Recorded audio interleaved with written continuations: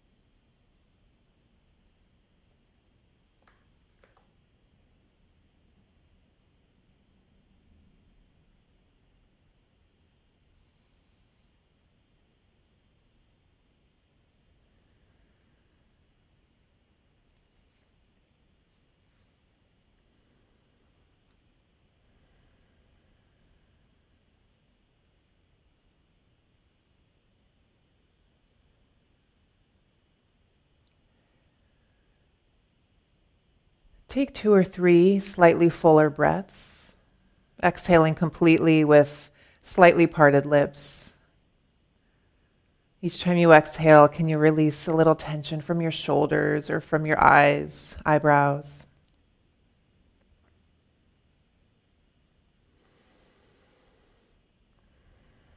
As you open your eyes, look around the room that you're seated in. I'm so grateful we can gather in this way on Monday nights, and I'm really glad that you're here, whether you're live with me now or you're watching later. Don't forget that you guys can reach out to me with questions on your practice via text or email. And sometimes I invite the questions into our discussion without you realizing it's the answer to somebody's question. I'll address it in the brief lecture. And know that the questions are always anonymous. I would never say your name and then what you asked. It's always just part of the conversation. I'm also here for check-ins along the way, or if you even would like some advice on how to sustain your practice between Mondays, right? So we meet once a week, but what do you do between then? One thing you can do between then is watch the lesson again. I'm a big fan of doing things over and over, repetition. And then also in the meditation section in your on-demand library, most of the meditations are actually in this lineage. There's a few that are in different lineages, but you can ask me which one specifically if you care. It doesn't really matter. As long as you're sitting and meditating, that's all that really matters. But I can help direct you if you'd like.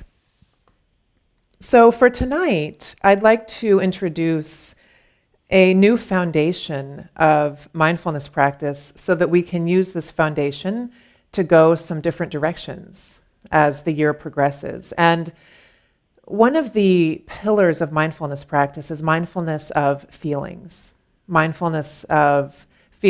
then how those feelings turn into emotions. And it sounds so obvious sometimes, right, to be mindful of how we're feeling, but I guarantee that most of this world is walking around having no idea how they're feeling most of the time. Or if they do feel how they're feeling, it's gone way beyond feeling and into emotion and reaction. And living in that place is kind of playing catch up, call and response with the world, right? It's playing like cat and mouse with things that happen to us and things that happen in the news and things with work and family. And so with mindfulness practice, we want to become aware of that emotion way before it turns into a reaction, way before it turns into something that we say that we might regret. And that way before place is called a feeling tone. And so mindfulness of emotions starts with mindfulness, we could say, of a feeling tone. So I'm going to read to you a little bit. I'll put these two books in the class description once this recording is posted, so don't worry about writing this down right now. But this is one of the books that's required for my training, The Wise Heart from Jack Kornfield. It's wonderful. I highly recommend it. So Jack tells us that in Buddhist psychology, they distinguish the primary feelings, the feeling tones, from the range of emotions that follow them. And there's 3 feeling tones we're going to work with in our practice tonight. Pleasant, unpleasant, and neutral. Pleasant, unpleasant, and neutral are the 3 feeling tones. And each of these 3 primary feeling tones give rise to secondary emotions. So I have a list in my notes. Don't worry, I'm not going to read all of them because there are 500 different emotions on this list that I have. 500. There's 3 feeling tones and then 500 emotions that they can turn into. So you can start to see the wisdom in when we feel something arising, allowing for that moment of mindfulness and that real sacred pause to name what the feeling tone is. So we start to feel something we might later describe as agitation. We have an idea that something's changing in our chemistry. And the idea is that informally in life, or formally, which we'll work on tonight, you might silently say to yourself, unpleasant. Right? And the idea is that when we can say unpleasant, and we sit with that, we're naming, before it even gets to an emotion, we're naming the feeling tone of what we're feeling physically in the body. So it might start to feel like tightness in the chest, right? It might start to feel like your adrenaline rose. You might start to feel sweaty in the hands, unpleasant. And a lot of times when we can catch that feeling, it either diffuses it turning into a massive emotion, where we might do something that we regret. And not only do something we might regret, but it sometimes diffuses our body going into a massive response, right? With all of our systems on high alert. That's when we get in chronic stress, when we're constantly triggered into these high emotion states, and we have no tools to kind of hijack that.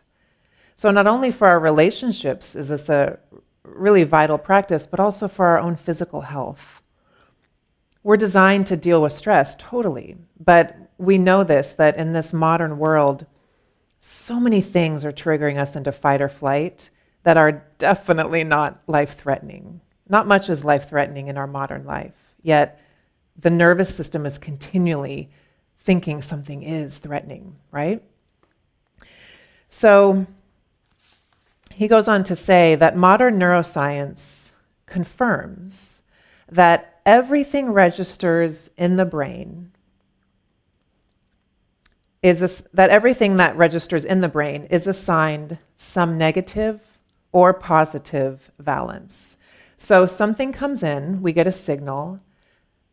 Everything that comes in is registered positive or negative by the brain. The primary feeling tone comes first. So the brain is thinking, oh, is this pleasant? Is this unpleasant? You know, whatever the brain isn't saying that word automatically, but it's registering that meaning. Then, born out of this simple feeling tone, this registry in the brain, there arises a whole array of secondary feelings, all the emotions that we are familiar with, from joy and anger to fear and delight. It's so wonderful to see neuroscience supporting some of these really old practices. Pleasant, unpleasant, and neutral is thousands of years old as far as a meditation practice goes. So,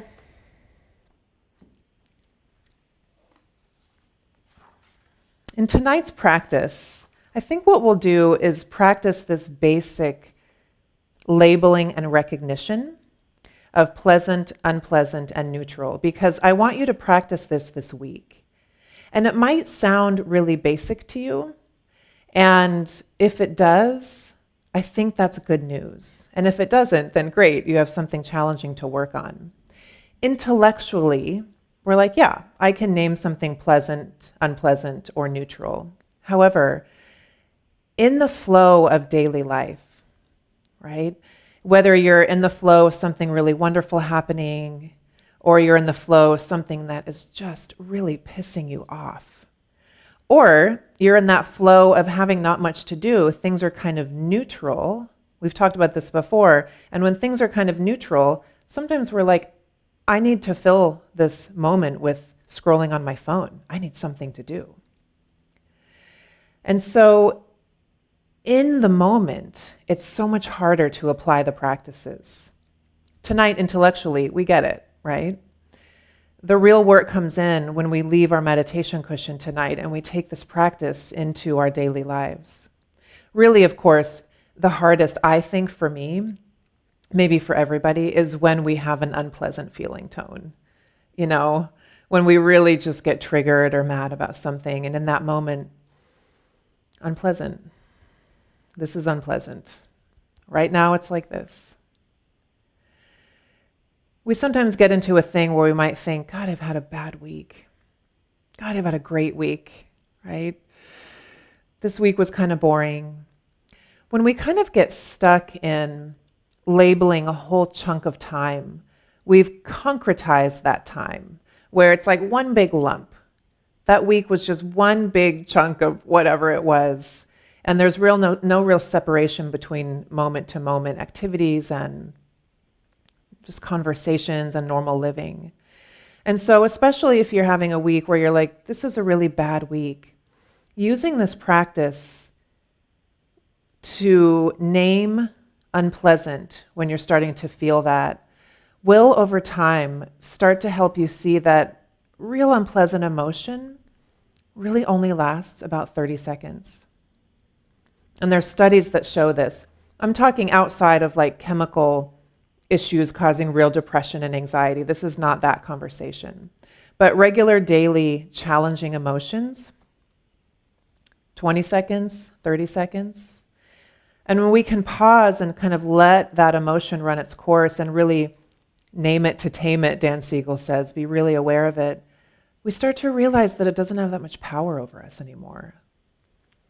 And that, yeah, maybe there's a string of really challenging events this week, but because we've practiced mindfulness and really applied these techniques toward what's going on for us, we do, even amidst a hard week, feel like we have a little freedom around what's been going on. We have a little bit of a say in how we relate to a challenging week. So one more thing I want to read to you. Breath by Breath, Larry Rosenberg. Another great book. I'll put it in the notes.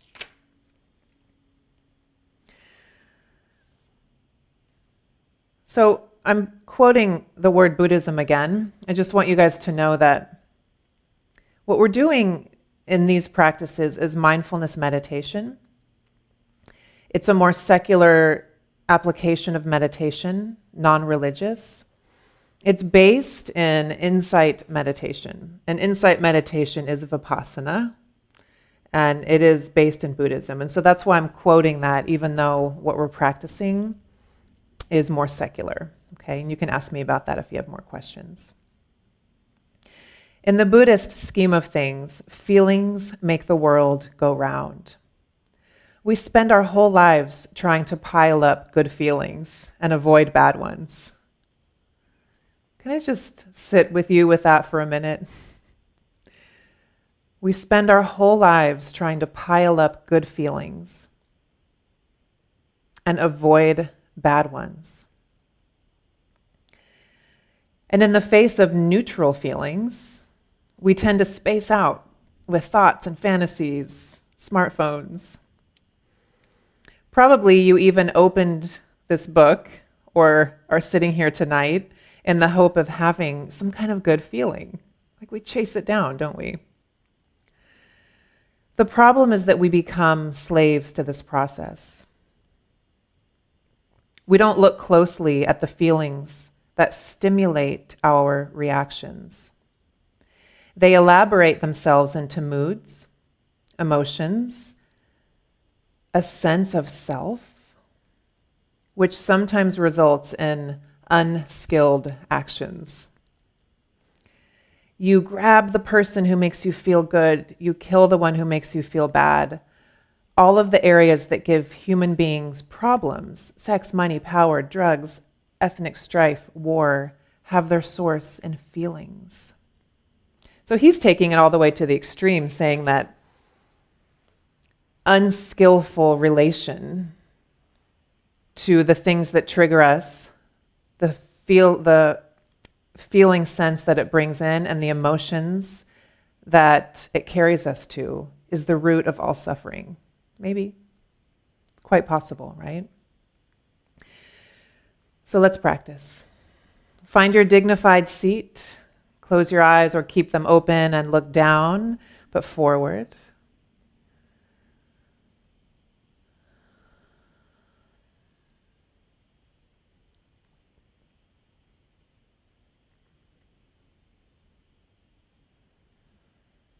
On this next exhale, soften down the sides of your neck.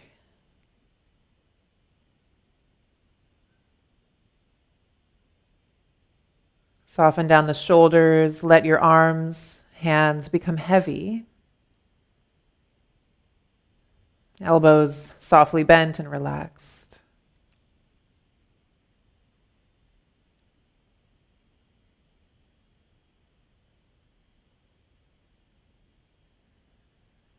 Whether eyes are open or closed, soft eyes, soft mouth.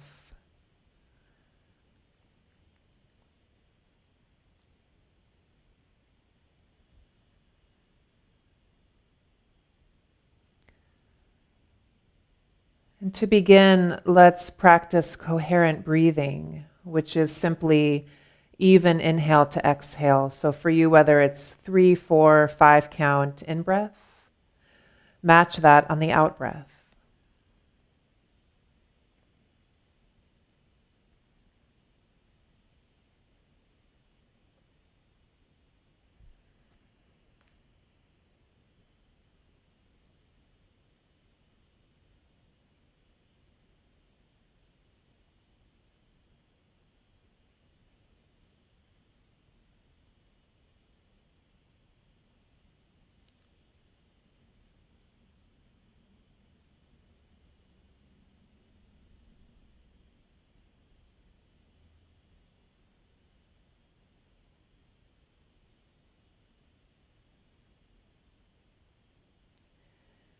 And then let your breath return to its natural and normal rhythm. And remember that for practice, we are no longer deepening the breath or changing it.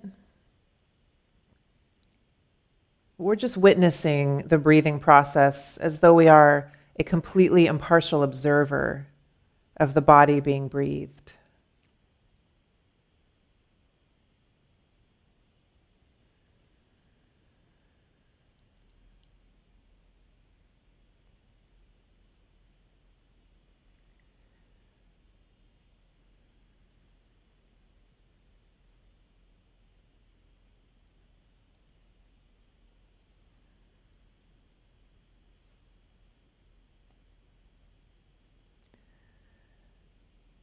So the instruction for the next 10 minutes is twofold.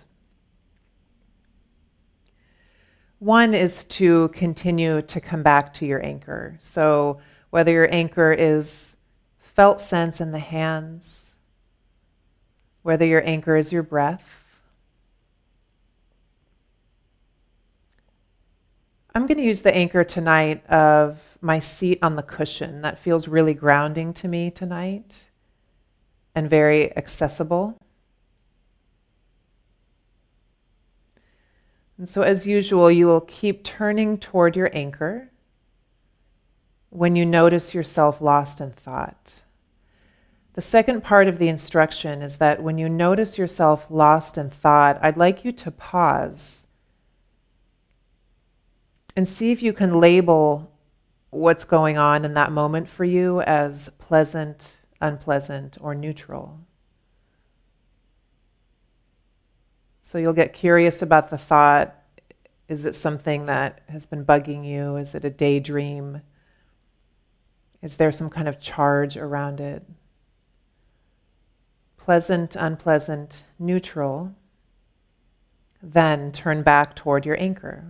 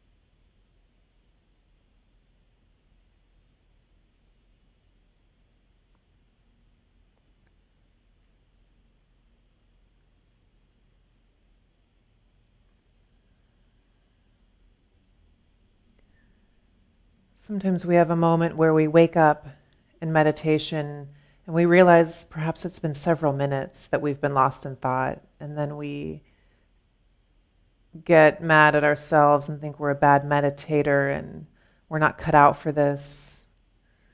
None of that is true. What matters is waking up in that moment, checking out where you were, and can you label pleasant, unpleasant, or neutral? And then just come back over and over.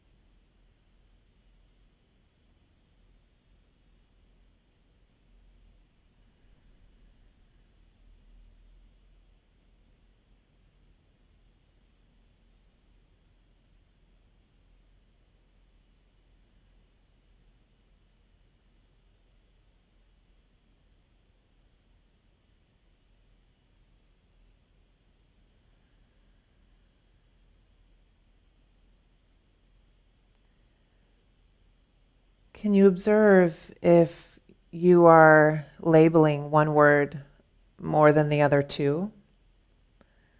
Not as a judgment, but just as a recognition of how your heart may be feeling tonight.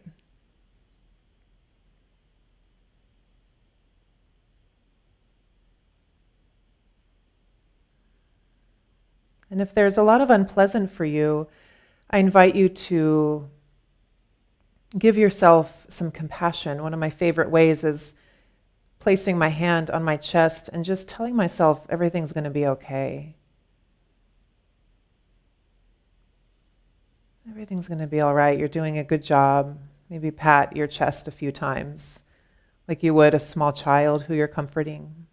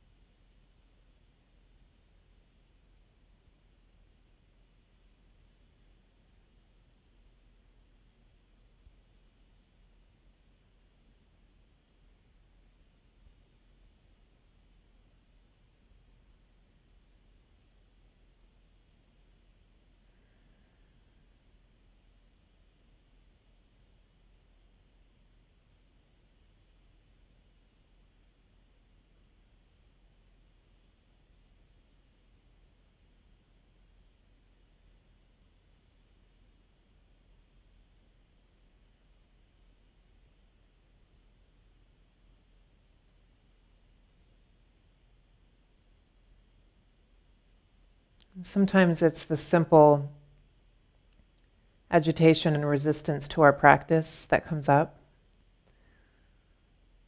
Great. Label that. Pleasant, unpleasant, or neutral.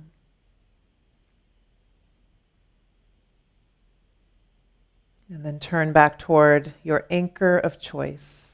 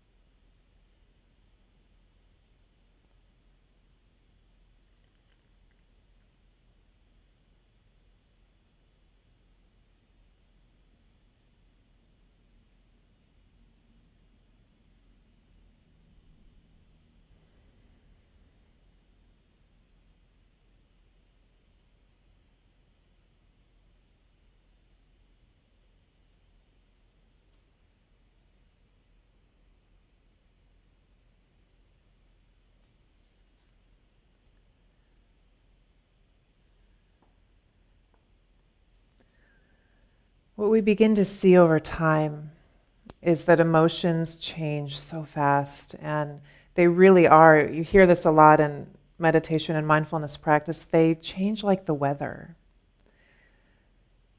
We are this stable light, and everything else that's happening is just the weather. And so through this practice, we're coming into new relationship with our emotions. So begin to take a few slightly deeper breaths, and when you feel ready, open your eyes and just look around. Notice how you feel. That practice gave us a lot more to do, didn't it? I thought it went by faster than normal. My experience is different than yours, though, I know, since I'm teaching it. And what I want you to focus on this week is this practice. So when you're having a moment of joy and just feeling real connected, pleasant, just mentally note that. When you're having a challenging moment, unpleasant. And when you're having a moment of neutrality, which can often feel like numbness, right? Or like daydreaming or boredom, note that, neutral. And then just see what happens after you label each of those three things and keep practicing this. It'll become one of the foundations for us for all that we do. Thank you guys for coming tonight. I'm, of course, here for questions and comments, and I send you all the love.